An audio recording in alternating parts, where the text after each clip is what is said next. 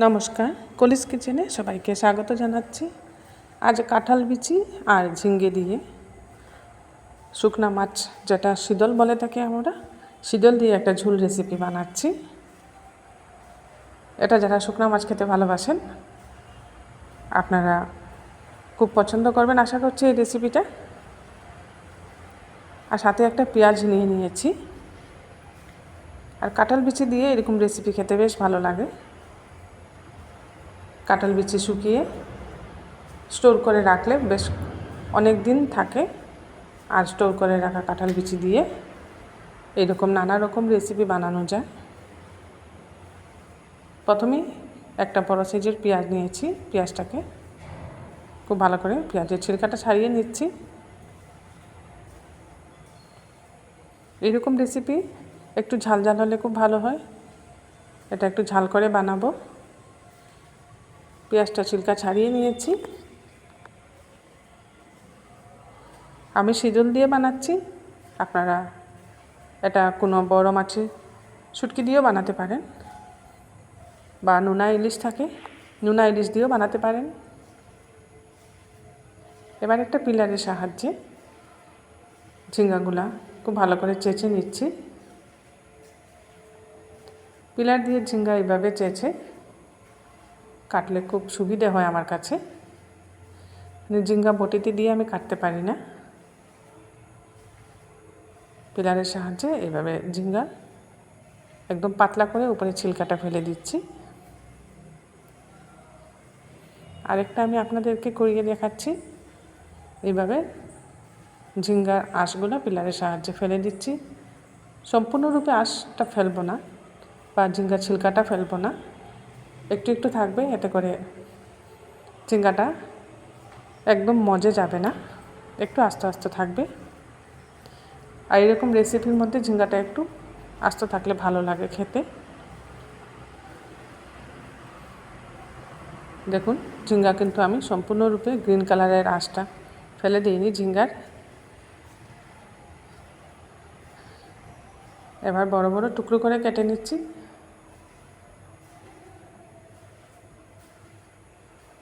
চার পিস করে নিয়েছি ঝিঙ্গা। মধ্যেখানে একটা কাট দিয়ে দিলাম।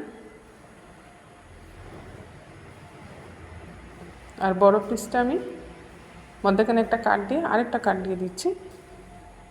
4 পিস করে নিয়েছি। সব বড় পিসগুলোই এইভাবে 4 পিস করে কেটে নিচ্ছি। এইভাবে। আর যে শীতলটা নিয়েছিলাম ধুয়ে পরিষ্কার করে রেখেছি। 4টা শীতল দিয়েছি এখানে। আর কাঁঠাল বিচি ছিলকা ছাড়িয়ে চিকন করে কেটে নিয়েছি। পেঁয়াজটাও কুচিয়ে নিয়েছি। ঝিঙ্গাও ধুয়ে পরিষ্কার করে রেখে দিয়েছি। এবার যাব রান্না করতে। গ্যাসে একটা কড়াই বসিয়ে এর মধ্যে দিয়ে দিলাম সরষের তেল। আর শুকনা মাছের রেসিপি সরষের তেলেই ভালো হয়। তেলটা খুব ভালোভাবে গরম হয়ে যাওয়ার পর কুচিয়ে রাখা পেঁয়াজটা দিয়ে দিয়েছি।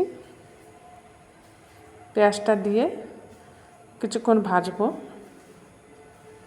পেঁয়াজটাকে একটু লাল লাল করে ভাজতে হবে। বেশ কিছুক্ষণ আমি পেঁয়াজটা ভেজে নিয়েছি। পেঁয়াজটা লাল লাল করে ভাজা হয়ে গেছে। এবার ওই পেঁয়াজ ভাজার মধ্যে 4টা শীতল দিয়ে দিলাম। শীতলগুলো দিয়েও একটু হালকা নাড়াচাড়া করে নিয়েছি। আর শীতল দিয়ে বেশিক্ষণ ভাজতে হবে না, এইভাবে তেলের মধ্যে রেখে দিলেই শীতলটা নরম হয়ে যাবে। কেটে রাখা কাঁঠাল বিচি দিয়ে দিচ্ছি এখন।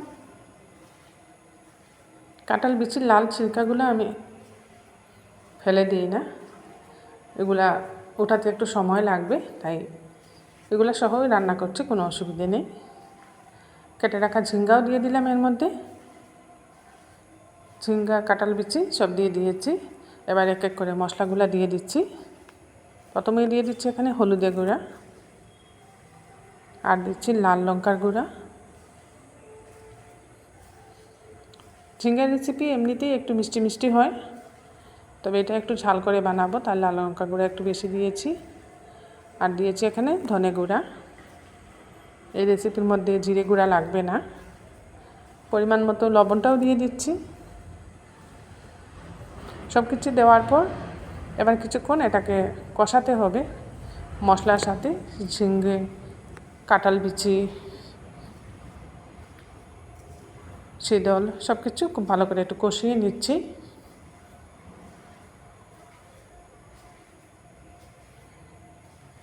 এইভাবে সব কিছু খুব ভালো করে একটু সময় কষিয়ে নিয়ে ঢাকা দিয়ে রাখবো। 2-3 মিনিট এইভাবে ঢাকা দিয়ে রেখেছি। এখানে আরও হাফ চামচের মতো লাল লঙ্কার গুঁড়া দিয়ে দিলাম। এই রেসিপির মধ্যে কিন্তু আমি রসুন দেব না, শুধু পেঁয়াজ ফোড়নে দিয়ে বানাচ্ছি। রসুন দিলে আমার কাছে ঝিঙের রেসিপিটা ভালো লাগে না। আপনাদের যদি ভালো লাগে ফোড়নে আপনারা পেঁয়াজ রসুন দুইটাই দিতে পারেন। আরও একবার খুব ভালো করে নাড়াচাড়া করে ঢেকে দিচ্ছি। এইভাবে ঢাকা দিয়ে দিয়ে কষালে রেসিপির টেস্টটা খুব ভালো হবে। এবার ঢাকাটা উঠিয়ে খুব ভালো করে নাড়াচাড়া করে দেব। অনেকটা শুকিয়ে গেছে, ঝিঙ্গার থেকে যে জলটা বেরিয়েছিল জলটা অনেকটা শুকিয়ে গেছে। এবার এর মধ্যে পরিমাণ মতো গরম জল দিয়ে দেব। এটা যেহেতু একটু ঝুলঝুল বানাবো তাই গরম জলটা একটু বেশি দিচ্ছি। আমি যেভাবে বানাচ্ছি এভাবে একবার আপনারা কাঁঠাল বিচি ঝিঙে দিয়ে শীতলের ঝোল বানিয়ে দেখবেন, খেতে দারুণ লাগে। এবারও খুব ভালো করে নাড়াচাড়া করে দিচ্ছি। জলটা দেওয়ার পর খুব ভালো করে ফুটে উঠছে। এবার আরও কিছুক্ষণ আমি ঢাকা দিয়ে রান্না করে নেব।